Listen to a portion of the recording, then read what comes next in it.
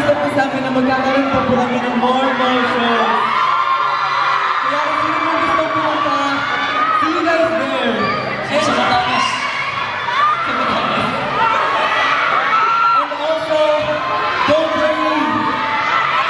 This is the last more show na magiging fanless ka, na magiging nameless kayong lahat. Kasi we're gonna announce the Phantom name very soon. Let's go! And with that being said, meron pa ba kayo isang performance on TV that you'd like to promote? Yeah, so watch out for our future lineups. And especially mag-guest kami sa magandang mali. Good morning, kapatid!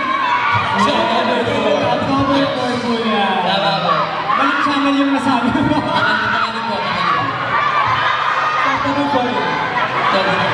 Maasahan po ba namin nandun po kayo sa audience? Maaga po tayo bumising, sabay-sabay po tayo bumising po AM. Let's go. And with that being said, I trust that everyone's going